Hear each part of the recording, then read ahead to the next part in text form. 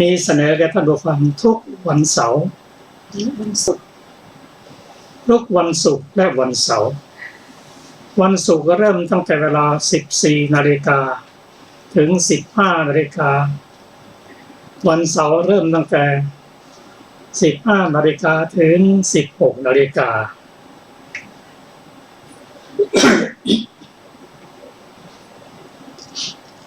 วันนี้เราได้นำพระสูตรที่ชื่อว่าราหูลสูตรหรือราหูลสูตรซึ่งมีอยู่ในพระไตรปิฎกฉบับ9เศษเล่มที่28เล่มที่28หน้า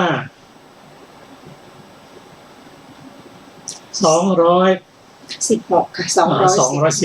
216ก่อนที่เราจะมาศึกษาที่ชื่อว่าราหูลสูตรนั้นเราจะมาทบทวนกันสักนิดหนึ่งถึงพระสูตรที่เราได้ศึกษาไปเมื่อวานนี้คือสารีปุตตสูตรเป็นพระสูตรที่ว่าโดยผู้คุ้มครองทวารอินทรีย์ก็จะประพฤติพรหมจรรย์ได้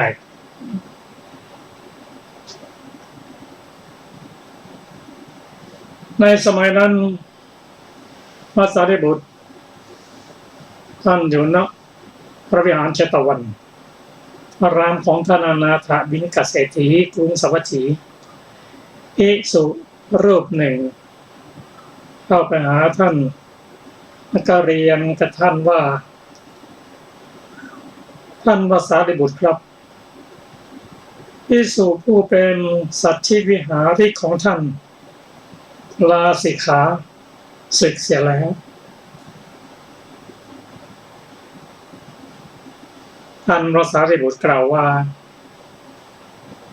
ดูก่อนผู้มีอายุผู้ไม่คุ้มครองทวารในอินทรีย์ทั้งหลายไม่รู้ประมาณในโภชนะไม่ประกอบความเพียรย่อมเป็นเช่นนี้แหละดูก่อนผู้มีอายุข้อที่ภิกษุไม่คุ้มครองทวารในอินทรีย์ทั้งหลายไม่รู้จักประมาณในโภชนะไม่ประกอบความเพียรจักประพฤติพรหมจรรย์ให้บริสุทธิ์บริบูรณ์ติดต่อกันไปจนตลอดชีวิตนั้นไม่ใช่ฐานะ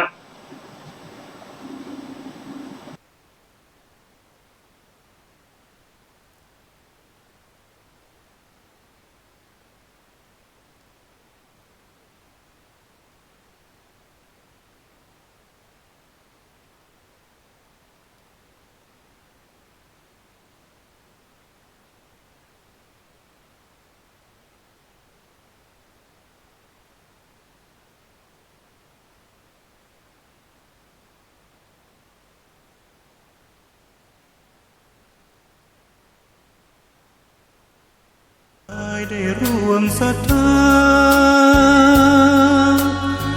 สมเป็นศาลาแหล่งพักพิงใจเห็นพระประธานเหนือแท่นธรรมรงค์เหมือนพุทธองค์เหนืออาจอำไพแต่ทำจุนเจืออุเพื่อเราพ้องปัดป้องปวงภัยขอน้อมดวงใจกราบไหว้วันทาวัดเล็กหรือใหญ่นั้นไม่สำคัญวัดเท่าเทียมกันด้วยแรงพัฒนาพระทรงเคร่งครัดทำกิจวัตรทุกวันเวลามีจิตเมตตาต่อชาวสังคมระฆังกังวานขานเร่งศรัทธาคิดพัฒนาวัดให้เหมาะสมดื่มด่ำธรรม ขจัดตัณหาอย่าติดอารมณ์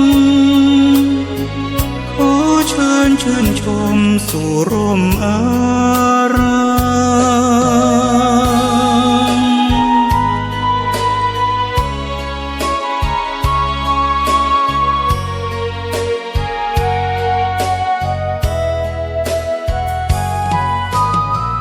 วัดเล็กหรือใหญ่นั้นไม่สำคัญวัดเท่าเทียมกันด้วยแรงพัฒนา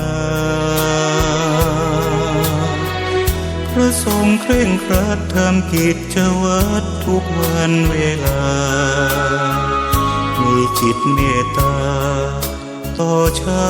วสังคมระฆังกังวานขานเร่งศรัทธาคิดพัฒนาวัดให้เหมาะสมดื่มด่ำธรรมะขจัดตัณหาอย่าติดอารมณ์ขอเชิญชื่นชมสู่ร่มอาราม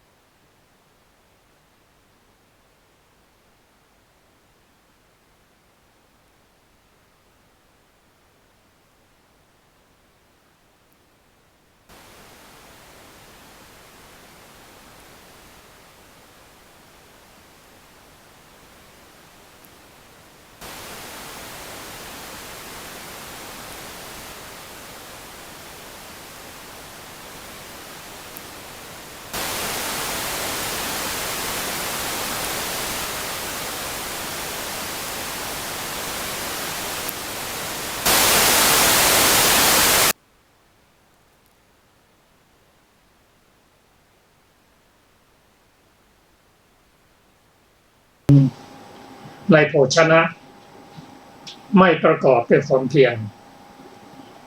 ก็ย่อมอยู่ไม่ได้ลาสิกขาไปเช่นนี้แหละเพราะผู้ที่ไม่ประพฤติอย่างนั้นจะรักษาพรหมจรรย์ให้บริสุทธิ์บริบูรณ์ติดต่อกันไปจนตลอดชีวิตนั้นไม่ใช่ฐานะที่จะเป็นไปได้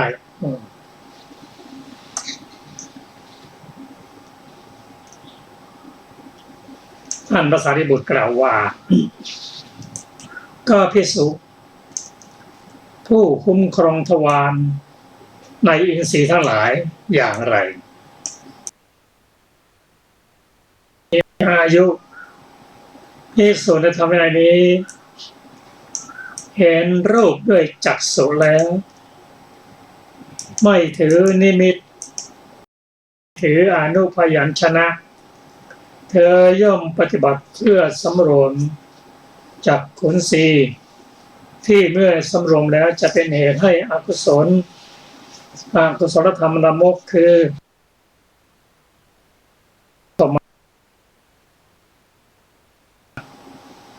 รักษาจักขุนสีเราจะมาพิจารณาถึงคำที่ว่าไม่ถือนิมิตคือไม่เห็นว่าเป็นหญิงเป็นชายไม่ถืออนุพยัญชนะไม่เห็นว่าส่วนนั้นเป็นแขนส่วนนั้นเป็นขาส่วนนั้นเป็นตาเป็นต้นก็ถ้าผู้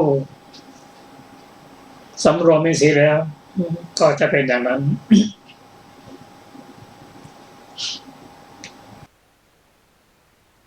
จากนั้นเวลาฟังเสียงที่รู้ได้ด้วยหูไม่สำรวม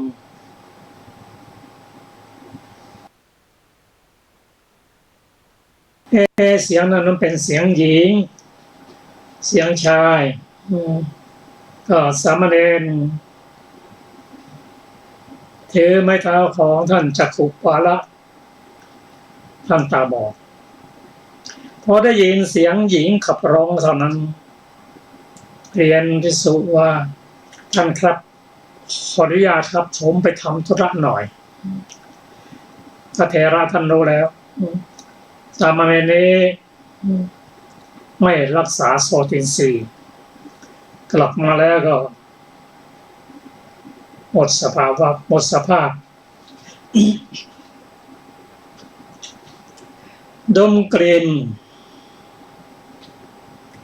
ด้วยจมูกแล้วถือไม่รักษาฆานอินทรีย์ติดใจหลงไหลจำได้ในกลิ่นนี้ก็เกิดกำหนัดขึ้นลิ้มรสด้วยลิ้น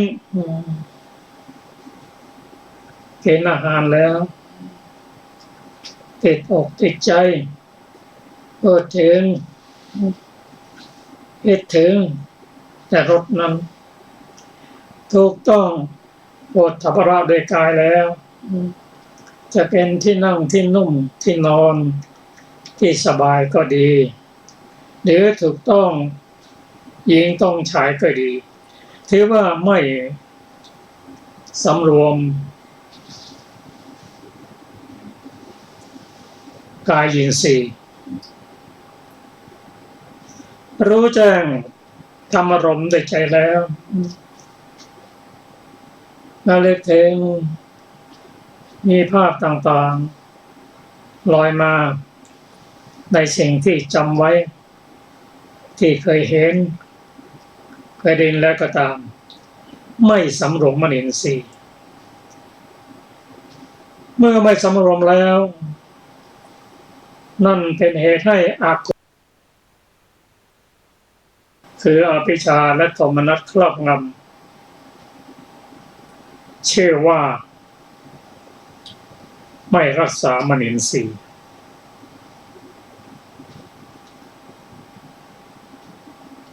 ก็ทำให้อภิชฌาและโทมนัสครอบงำได้ ทีนี้หากว่าเป็นผู้สำรวมทวารอินทรีย์ทั้งหลายคือตาหูจมูกลิ้นกายและใจกระทบอารมณ์แล้วไม่ถือนิมิตและอนุพยัญชนะก็เป็นผู้ที่คุ้มครองทวารได้อกุศลธรรมลามกทั้งหลายก็ไม่ครอบงำจิตใจก็ถือว่าเป็นผู้สำรวมอินทรีย์ทั้งหลายอันนี้เป็นประการที่หนึ่งประการที่สองนั้นเป็นผู้ไม่รู้จักประมาณในโภชนะไม่รู้จักประมาณในโภชนะอย่างไร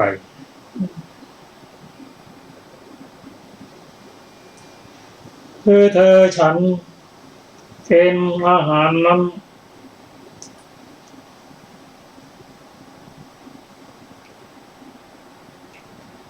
ไม่ได้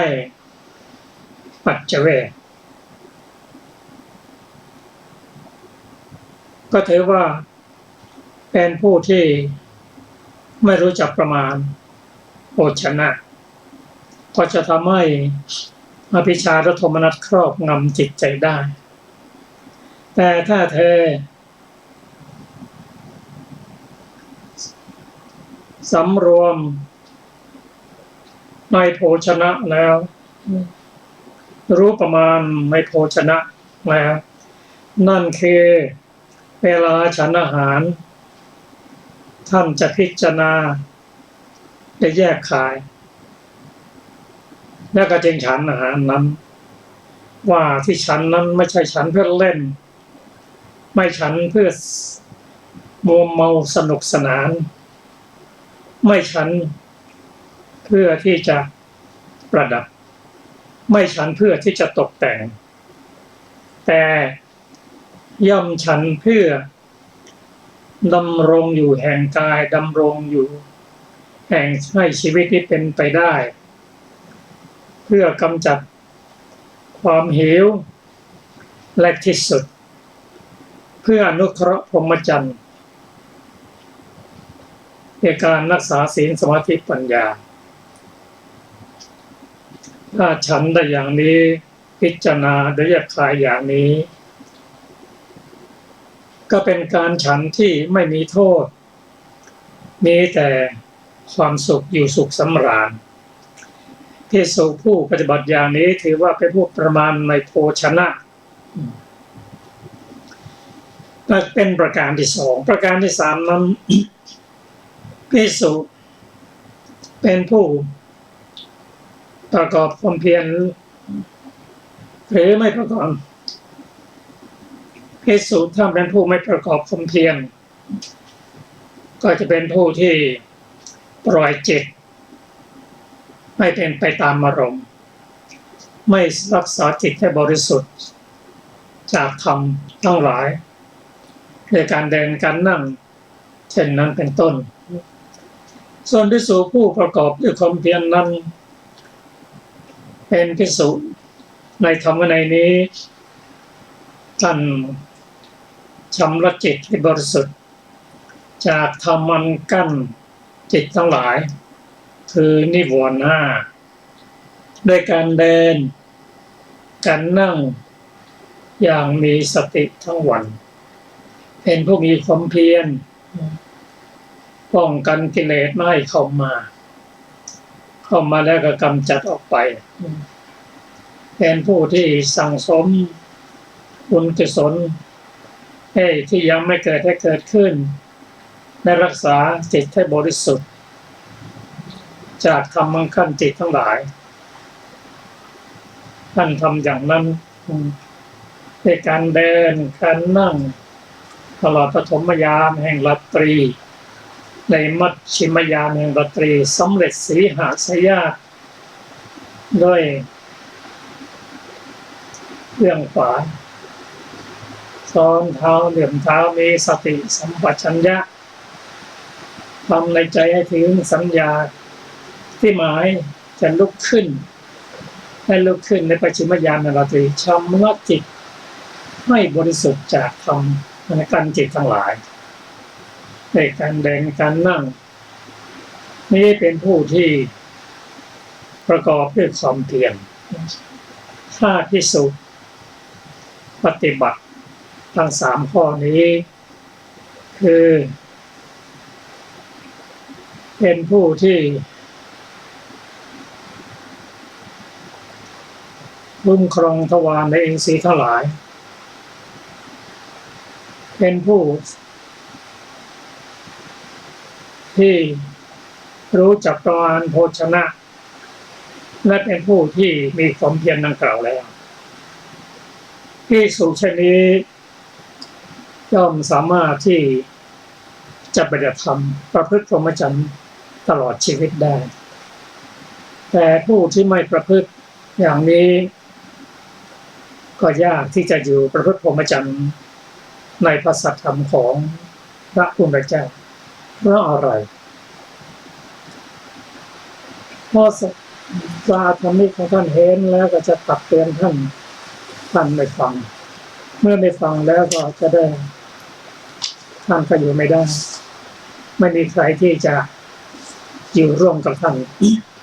ในที่สุดท่านก็สึกไปอย่างนี้แหละนี่เป็นสมัยในพระพุทธองค์การเวลาเปลี่ยนไปหลักสามประการนี้ยังมีความสำคัญต่อภิกษุผู้หวังจะพ้นทุกข์ต้องปฏิบัติหลักสามประการนั่นก็คือคุ้มครองทวารอินทรีย์ทั้งหลายเป็นผู้รู้ประมาณโภชนะเป็นผู้มีความเพียรในการชำระจิตเพื่อจะกำจัดนิวรณ์ออกไป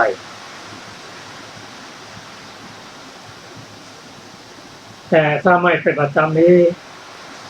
ความก้าวหน้าในการประพฤติพรหมจรรย์ก็ไม่ชนะที่จะหนีได้ท่านผู้ฟังที่เคารพครับต่อจากนี้เราจะมาศึกษาพระสูตร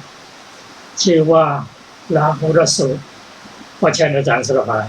ค่ะสวัสดีค่ะท่านผู้ฟังทุกท่าน ราหุลสูตรว่าด้วยสิ่งใดไม่เที่ยงสิ่งนั้นก็เป็นทุกข์สมัยหนึ่งพระผู้มีพระภาคเจ้าประทับอยู่ณพระเชตวันอารามของท่านอนาถบิณฑิกะเศรษฐีกรุงสาวัตถี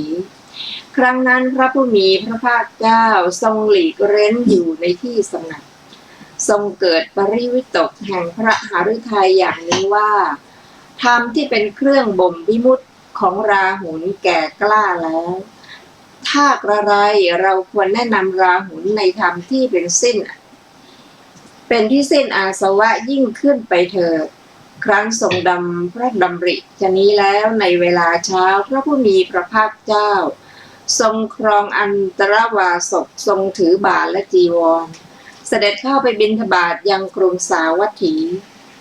ครั้นเวลาภายหลังภัตตะภายหลังฉันอาหารเรียบร้อยนะเสด็จจะกลับจากบิณฑบาตแล้วตรัสเรียกท่านพระราหุลมาตรัสว่าราหุลเธอจงถือผ้านิสีธนะไปสู่ป่าอันธวันด้วยกันเพื่อพักในเวลากลางวันท่านพระราหุลทูลรับพระดำรัสพระผู้มีพระภาคเจ้าแล้วได้ถือผ้านิสีธนะตามเสด็จพระผู้มีพระภาคเจ้าไปข้างหลังก็สมัยนั้นพวกเทวดาหลายพันติดตามพระผู้มีพระภาคเจ้าไปด้วยคิดว่าวันนี้พระผู้มีพระภาคเจ้าจักทรงแนะนำท่านพระราหุลในธรรมเป็นที่สิ้นอาสวะอันยิ่งขึ้นไปครั้งนั้นพระผู้มีพระภาคเจ้าเสด็จไปสู่ป่าอันธวันประทับณพุทธอาฏที่พระราหุลปูลาดถวายที่ควงต้นไม้แห่งหนึ่งฝ่ายท่านพระราหุลถวายอภิวาทพระผู้มีพระภาคเจ้าแล้วนั่งณที่ควรส่วนข้างหนึ่งครั้นแล้วพระผู้มีพระภาคเจ้าจึงตรัสถามว่าดูก่อนราหุลเธอจะสำคัญความข้อนั้นเป็นไฉนจักษุเที่ยงหรือไม่เที่ยงท่านพระราหุลกราบทูลว่าไม่เที่ยงพระเจ้าข้าพระผู้มีพระภาคเจ้าก็สิ่งใดไม่เที่ยงสิ่งนั้นเป็นทุกข์หรือเป็นสุขเล่าพระราหุลตอบเป็นทุกข์พระเจ้าข้าพระผู้มีพระภาคเจ้าก็สิ่งใดไม่เที่ยงเป็นทุกข์มีความแปรปรวนเป็นธรรมดาควรหรือที่จะตามเห็นสิ่งนั้นว่านั่นของเราเป็นนั่นเป็นตัวตนของเราพระราหุลตอบว่าไม่ควรเห็นอย่างนั้นพระเจ้าข้าพระผู้มีพระภาคเจ้ารูปเที่ยงหรือไม่เที่ยงพระราหุลตอบไม่เที่ยงพระเจ้าข้าพระผู้มีพระภาคเจ้าก็สิ่งใดไม่เที่ยงสิ่งนั้นเป็นทุกข์หรือเป็นสุขเล่าพระราหุลตอบเป็นทุกข์พระเจ้าข้าพระผู้มีพระภาคเจ้าก็สิ่งใดไม่เที่ยงเป็นทุกข์มีความแปรปรวนเป็นธรรมดาควรหรือที่จะตามเห็นสิ่งนั้นว่านั่นของเราเป็นนั่นเป็นตัวตนของเราพระราหุลตอบว่าไม่ควรเห็นอย่างนั้นพระเจ้าข้าพระผู้มีพระภาคเจ้าจักษุวิญญาณจักษุสัมผัสเวทนาสัญญาสังขารวิญญาณที่เกิดขึ้นเพราะจักษุสัมผัสเป็นปัจจัยตอบว่าไม่เที่ยงพระเจ้าข้าพระผู้มีพระภาคเจ้าก็สิ่งใดไม่เที่ยงสิ่งนั้นเป็นทุกข์หรือเป็นสุขเล่า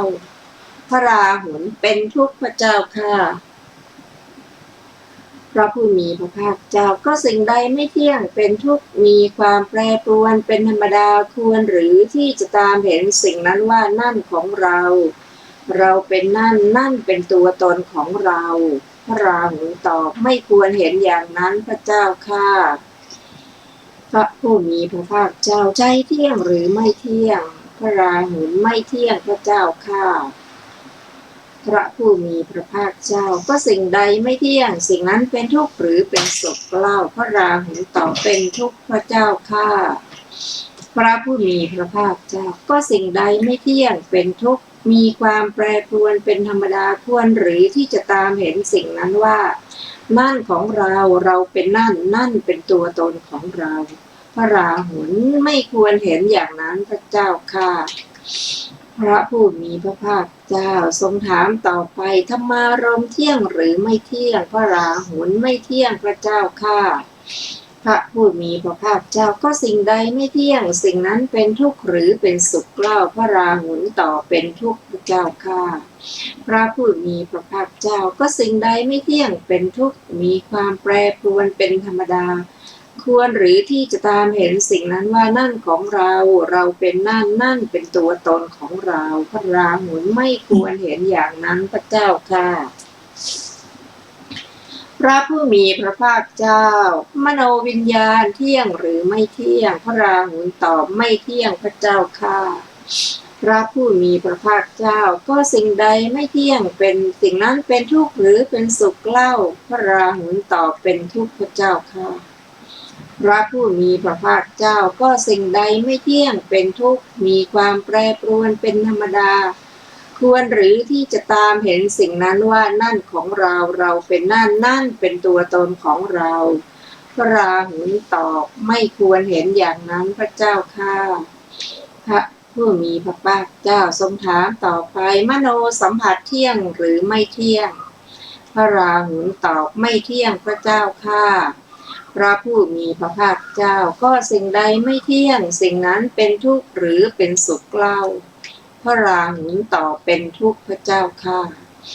พระผู้มีพระภาคเจ้าก็สิ่งใดไม่เที่ยงเป็นทุกข์มีความแปรปรวนเป็นธรรมดาควรหรือที่จะตามเห็นสิ่งนั้นว่านั่นของเราเราเป็นนั่นเป็นตัวตนของเราพระราหุลตอบไม่ควรเห็นอย่างนั้นพระเจ้าค่ะพระผู้มีพระภาคเจ้าถามต่อไปว่าเวทนาสัญญาสังขารวิญญาณที่เกิดขึ้นพระมโนสัมผัสเป็นปัจจัยเที่ยงหรือไม่เที่ยงพระราหุลตอบไม่เที่ยงพระเจ้าค่ะพระผู้มีพระภาคเจ้าก็สิ่งใดไม่เที่ยงสิ่งนั้นเป็นทุกข์หรือเป็นสุขเล่าพระราหุลตอบเป็นทุกข์พระเจ้าค่ะพระผู้มีพระภาคเจ้าก็สิ่งใดไม่เที่ยงเป็นทุกข์มีความแปรปรวนเป็นธรรมดาควรหรือที่จะตามเห็นสิ่งนั้นว่านั่นของเราเราเป็นนั่นเป็นตัวตนของเราพระราหุลตอบไม่ควรเห็นอย่างนั้นพระเจ้าค่ะพระผู้มีพระภาคเจ้าดูก่อนราหุลอริยสาวกผู้ได้สดับแล้วเห็นอยู่อย่างนี้ย่อมเบื่อหน่ายทั้งในจักษุทั้งในรูปทั้งในจักษุวิญญาณทั้งในจักษุสัมผัสทั้งในเวทนาสัญญาสังขารวิญญาณที่เกิดขึ้นเพราะจักษุสัมผัสเป็นปัจจัยรวมไปถึงโสตสัมผัสฆานสัมผัสชิวหาสัมผัสและกายสัมผัสเป็นปัจจัยย่อมเบื่อหน่ายทั้งในใจทั้งในธรรมารมณ์ทั้งในมโนวิญญาณทั้งในมโนสัมผัส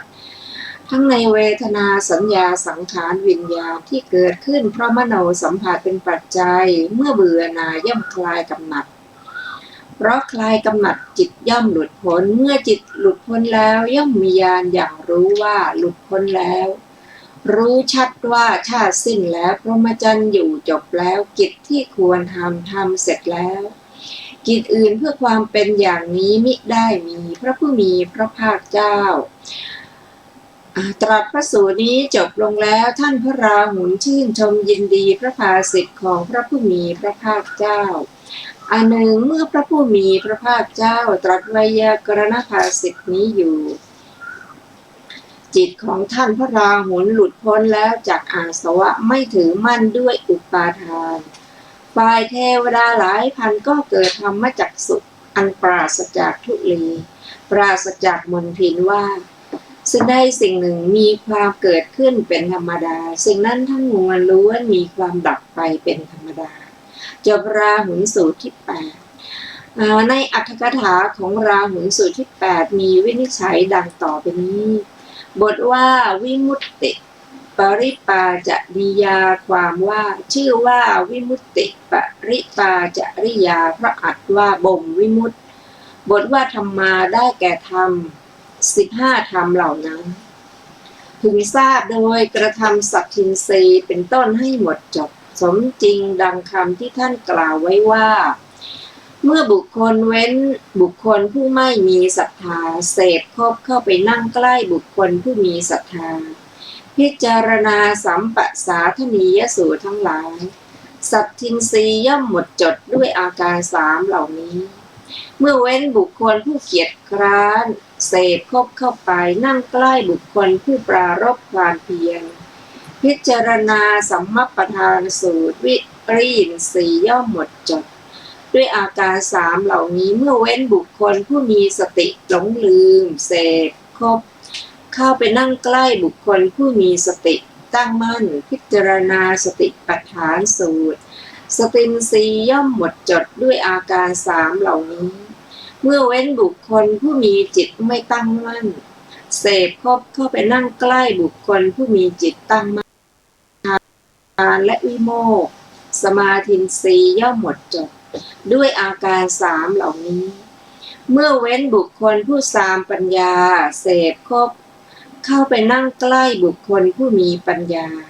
พิจารณาญาณจริยาการบำเพ็ญญาณอันลึกซึ้งปัญญินทรีย์ย่อมหมดจดด้วยอาการสามเหล่านี้ดังนั้นเมื่อบุคคลเว้นบุคคลห้าจำพวก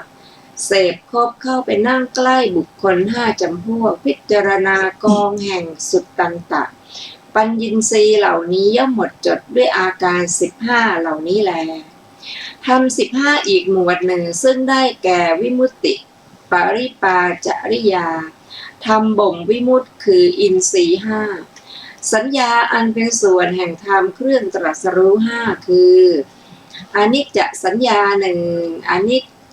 เจทุกขสัญญาสัญญาในสิ่งที่ไม่เที่ยงว่าเป็นทุกข์หนึ่งสัญญาในทุกข์ว่าเป็นอนัตตาหนึ่งปหานสัญญาหนึ่งวิราคะสัญญาหนึ่งและธรรมห้ามีกัลยาณมิตตาที่ตรัสแก่พระเมขิยเถระถามว่าก็ในเวลาเท่าไรในเวลาไรที่พระผู้มีพระภาคเจ้าทรงมีพระดำริดังนี้แก้ว่าในเวลาใกล้รุ่ง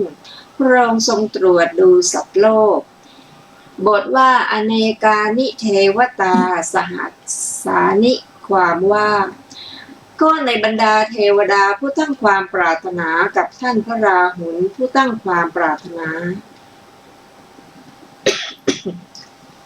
ก็ในราชการแห่งพระเจ้าปาลิตนาคราชแทบบาทมูลแห่งพระพุทธเจ้าทรงพระนามว่าปทุมุตตระ ขออภัยค่ะบางพวกเกิดเป็นภูมิมัทกะเทวดาบางพวกเกิดเป็นอันตลิกะ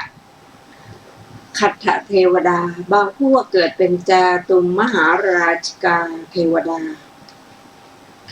บางพวกเกิดในเทวโลกบางพวกเกิดในพรหมโลกก็ในวันนี้เทวดาทั้งหมดประชุมกันในอันธวันนั่นเองในที่แห่งหนึ่งบทว่า ธรรมจักขุงความว่าในพระสูตรนี้มรรคสี่ผลสี่พึงทราบว่าธรรมจักขุจริงอยู่ในพระสูตรนั้นเทวดาบางพวกได้เป็นพระโสดาบันบางพวกเป็นพระสกทาคามีบางพวกพระอนาคามีบางพวกพระขีณาสพอันหนึ่งเทวดาเหล่านั้นนับไม่ได้ว่ามีประมาณเท่านี้คำที่เหลือในบททั้งปวงง่ายทั้งนั้นจบอัตถกถาราหุลสูตรที่8พัฒนาเปิดไปเป็นสูตรท่านผู้ฟังที่เคารพพระสูตรนี้เป็นพระสูตรที่ทรงแสดงตรงให้แก่พระราหุลนั้น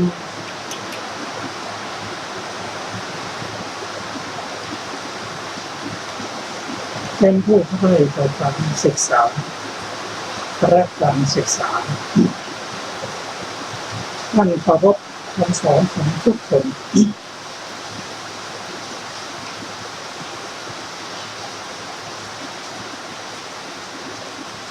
อย่างใดก็ตาม ศีลสมาธิปัญญาที่ท่านพระราหุลได้สั่งสมไว้ตั้งแต่สมัยพุทธเจ้าองค์ก่อนพร้อมกับเทวดาซึ่งพร้อมกับเทวดาสมัยนั้นเป็นมิตรสหายของท่านปรารถนาที่จะพ้นทุกข์ตั้งแต่ราชการแห่งพระเจ้าปาลิตตนาคราชแพทย์บาปบุญของพระพุทธเจ้าทรงพระนามว่าปัทภมุขซึ่งนิสัยของท่านมันบางพวกเกิดเป็นสมมัตเทวดาบางพวกเกิดเป็นอันตลิกขะสัทธเทวดาบางพวกเกิดเป็นจาตุมหาราชิกาเทวดาบางพวกเกิดในเทวโลกบางพวกเกิดในพรหมโลกแต่วันนี้ในวันที่พระองค์ทรงเห็นว่าราหุลทรงบ่มวิมุตติไปสมบูรณ์พร้อมที่จะรับธรรมะระดับอรหัตได้ท่านก็ชวนพระราหุลไปยังป่าอันธวันเพื่อที่แสดงธรรมพระเทวดาเหล่านั้นที่เคยรู้จักเคยเป็นมิตรสหายท่านก็ตามไปฟังธรรมว่าวันนี้พระพุทธเจ้าจะแสดงธรรมในธรรมที่ถึงความเป็นพระอรหันตบุคคลท่านก็พากันไป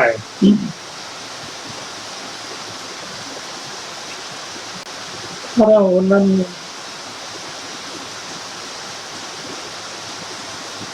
ได้ปฏิบัติธรรมตามคำสั่งสอนของพระพุทธเจ้าและของพระสารีบุตรซึ่งเป็นพระอุปชฌาย์การตั้งใจศึกษาจนถึงวันที่พระองค์แสดงธรรมและธรรมที่พระองค์แสดงธรรมนั้นได้แก่ขันธ์ห้าที่ไม่เที่ยงเป็นทุกข์เป็นอนัตตามีความแปรปรวนไปเป็นธรรมดาไม่ควรที่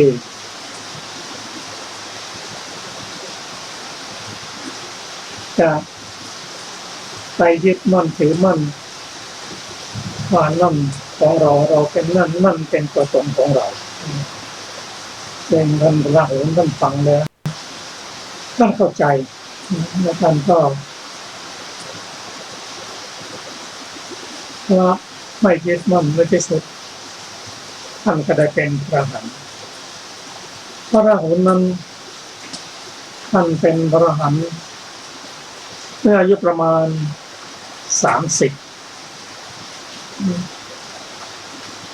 ท่านเป็นสามเณรเมื่ออายุ7 ขวบถ้าท่านเป็นพระอรหันต์แล้วท่านก็ไปปรินิพพานในสวรรค์ชั้นดาวดึงส์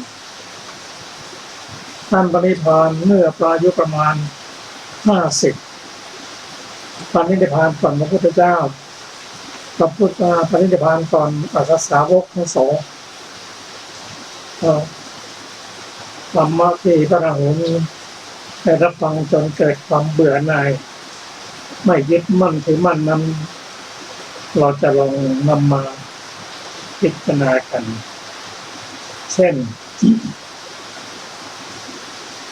เราจัดการราหุลเธอจะสำคัญความข้อนั้นไปจากไหนจักษุเที่ยงหรือไม่เที่ยงเรามาพิจารณาว่าจักษุเที่ยงหรือไม่เที่ยงเราก็พอจะเห็นกันอยู่บางคนจักษุยังดีอยู่แท้ๆแปรเปลี่ยนไปเป็นอัมพาตขอโทษ อาพาธเป็นโรคทางตา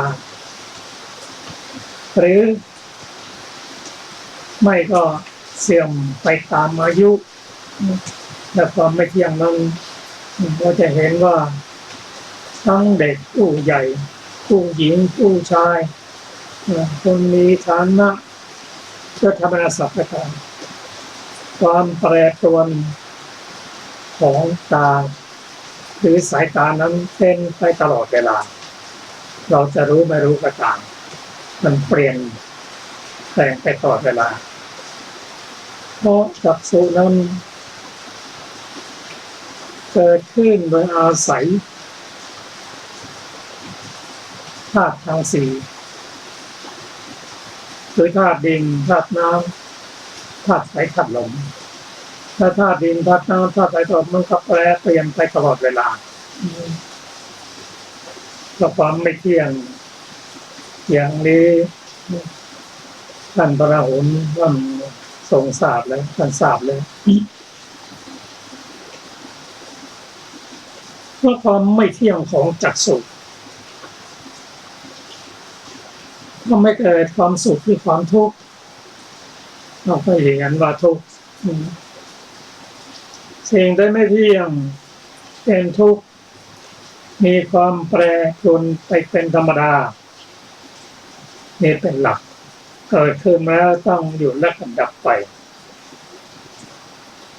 วันหรือที่จะตามเห็นว่าน้ำตาของเรานั่นของเราเราเป็นนั่นเป็นตัวตนของเราอนิจจังทุกขังอนัตตาทุกสิ่งประกอบด้วยปัจจัยเมื่อปัจจัยหมดไปเปลี่ยนไปมันก็เป็นอย่างนั้นก็ไม่สามารถที่จะบังคับบัญชาได้อันนี้เป็นเรื่องของจักษุมาถึงรูปที่เรื่องเห็นด้วยจักษุนั้นเที่ยงหรือไม่เที่ยงมารูปนี้ก็ต้องดูรูปของสิ่งที่มีชีวิตโดยเฉพาะของเราหรือขันธ์ห้าที่อยู่ใกล้ๆหรือห่างออกไปก็ตามเป็นอัจฉตาปเหตาแปรปรวนเปลี่ยนแปลงไปเป็นธรรมดาถ้าผู้ที่ไม่เข้าใจแล้วเมื่อเกิดความทุกข์เมื่อรูปแปรไปเปลี่ยนไปรูปนี้ได้แก่รูป28หรือรูปที่เราพิจารณาได้เช่นผมขนเล็บฟันหนังเนื้อเอ็นกระดูกเยื่อในกระดูกม้ามหัวใจไตพังผืดตับปอดไส้ใหญ่ไส้เล็กอาหารใหม่อาหารเก่าน้ำมันสมองไม่เที่ยงเท่านั้นมันเป็นธาตุดินธาตุน้ำธาตุไฟธาตุลมท่านเห็นนะท่านเบื่อในรูปของตัวเองนั่นแหละดูรูปคนอื่นมาดูของตัวเองแล้วเกิดความเบื่อหน่ายเมื่อรูปไม่เที่ยงจักษุก็ไม่เที่ยงและกจิตที่มาอาศัยจักษุที่ไม่เที่ยงมาอาศัยรูปไม่เที่ยงเป็นจักษุวิญญาณจักษุวิญญาณนั่นก็ไม่เที่ยง3อย่างรวมกันจักษุรูปและจักษุวิญญาณเป็นผัสสะเพราะผัสสะเป็นปัจจัยจึงเกิดเวทนานั่นก็ไม่เที่ยงถ้ารูปนั้นเป็นอิทธารมณ์จักษุเป็นจักษุที่ยังสมบูรณ์อยู่จักษุวิญญาณที่เห็นนั้นก็จะทำเกิดให้เกิดสุขเวทนาแต่ถ้าเป็นรูปที่ไม่น่าดูน่าชมจักษุวิญญาณจักษุก็ไม่สมบูรณ์ผัสสะเวทนา แทนที่จะเป็นสุขเวทนาก็เป็นทุกขเวทนา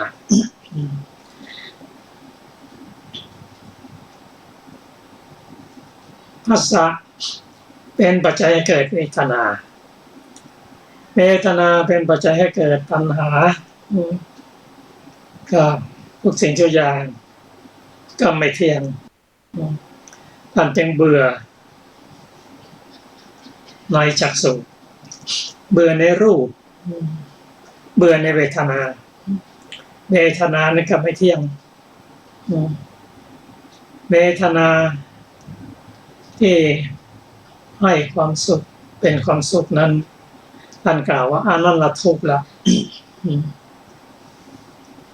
ส่วนทุกขเวทนานั้นก็เป็นเหมือนดังหนามดังลูกศรยิ่งอทุกขมสุขเวทนานะเห็นความไม่เที่ยงท่านจึงเบื่อหน่ายในจักษุในโสตในขันธ์ในชิวหาวิญญาณหรือเบื่อหน่ายในรูปเวทนาสัญญาสังขารและวิญญาณท่านเกิดความเบื่อหน่ายพระพุทธเจ้าได้ตรัสให้ละสิ่งเหล่านั้นเสียเพราะนั่นไม่ใช่ของเราไม่นั่นไม่ใช่ตัวตนของเราไม่เมื่อไม่ยึดมั่นถือมั่นก็คืออะไรก็คือไม่มีอุปทานนั่นเองอุปทานนั้นอันเกิดจากตัณหาเป็นปัจจัยอุปทานนั้นมีความยึดมั่นเป็นลักษณะมีความไม่ยอมปล่อยเป็นกิจและมีโลภะที่มีกำลังมีทิฏฐิประกอบอยู่ด้วยมีตัณหาเป็นเหตุใกล้เมื่อไม่ยึดมั่นถือมั่นก็ไม่มีภพ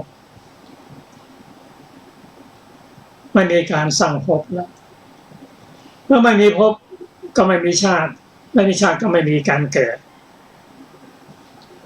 ท่านจึงกล่าวว่า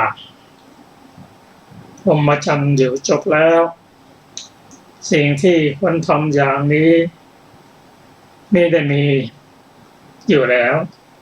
ทั้งหมดทั้งสิ้นเมื่อไม่ยึดมั่นถือมั่นอย่างนี้รู้ชัดว่าชาติที่แล้วพรหมจรรย์จบแล้วกิจที่ควรทำเสร็จแล้วท่านก็หลุดพ้นจากอาสวะด้วยการไม่ถือมั่นยึดมั่นอุปทานฝ่ายเทวดาที่เคยรู้จักกันก็ปรากฏว่ามีการบรรลุธรรมตามสมควรแก่ปัญญาที่สะสมมา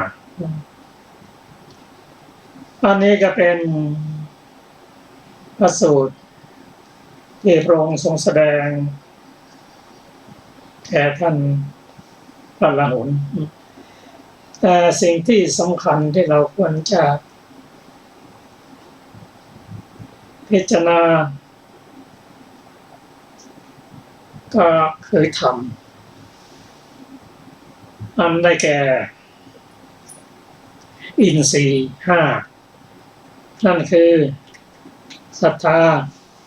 วิริยะสติสมาธิและปัญญาสิ่งเหล่านี้สมควรทำให้เจริญขึ้นทำให้ดีขึ้นไม่มีศรัทธาก็พยายามสร้างศรัทธาให้เกิดขึ้นโดยเข้าไปนั่งใกล้บุคคลผู้มีศรัทธาศรัทธาในที่นี้หมายถึงศรัทธาในพระพุทธเจ้าศรัทธาในพระธรรมศรัทธาในพระสงฆ์ศรัทธาในการตรัสรู้อริยสัจสี่เชื่อในเรื่องกฎแห่งกรรมผู้ใดมีศรัทธาอย่างนี้ถ้าเราไม่มีศรัทธาพึงเข้าไปใกล้ขอเถิดได้ความได้ฟังธรรมจากท่านศรัทธา ก็จะเกิดขึ้นแล้วก็ไม่ควรจะไปเสกฟุ้นกับคนที่ไม่มีศรัทธา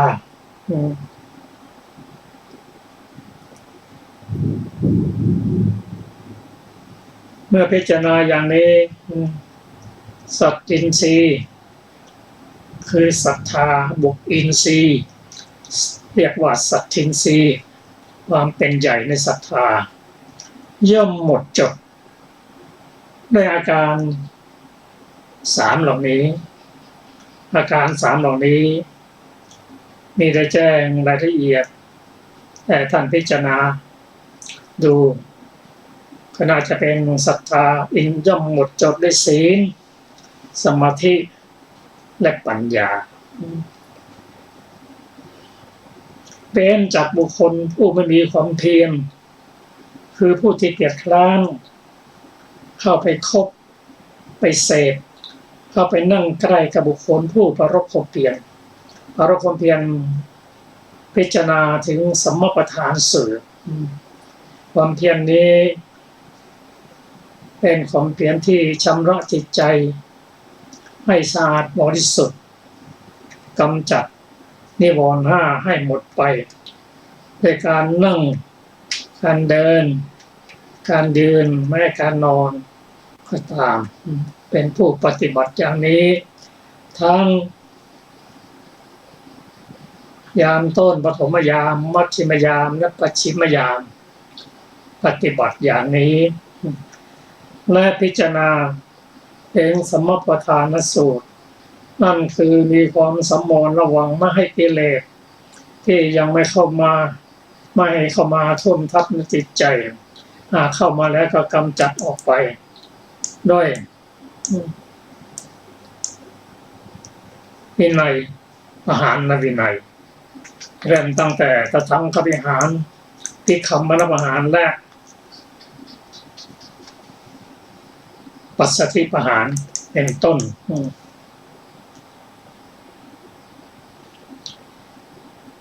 ผู้ที่มีสติไม่สมบูรณ์ก็พึงเป็นบุคคลที่มีสติหลงลืมเสพพบนั่งใกล้กับบุคคลที่เขามีสติสมบูรณ์มีสติเฉียบคมในการเจริญสติปัฏฐานสูตรสัตตินทรีย์ย่อมหมดจดด้วยอาการ3เหล่านี้เป็นบุคคลที่ไม่มีใจตั้งมั่นคือไม่มีสมาธิพบบุคคลที่มีจิตใจตั้งมั่นพิจารณาฌานและวิโมกข์จิตจะตั้งมั่นด้วยการเจริญสมถะมันตั้งแต่คณิกะสมาธิอุปจารสมาธิจนถึงอัปปนาสมาธิเป็นต้นจิตใจก็จะตั้งมั่นพิจารณาอย่างนี้ก็จะทำให้หมดจดในอาการ3เหล่านี้เว้นบุคคลผู้มีปัญญาสามแสบคบบุคคลเข้าไปนั่งใกล้บุคคลที่มีปัญญาปัญญินทรีย์ย่อมจะหมดจดด้วยอาการ3เหล่านี้ท่านผู้ฟังที่เคารพค่ะ วันนี้รายการศึกษาธรรมนำสุขก็หมดเวลาลงแล้วนะคะเราจะพบกันใหม่ในวันพรุ่งนี้ด้วยพระสูตรสังโยชนะสูตรนะคะขอบคุณทุกท่านที่ติดตามแล้วก็ศึกษาร่วมกันนะคะวันนี้ก็ลาไปก่อนค่ะสวัสดีค่ะสวัสดีครับ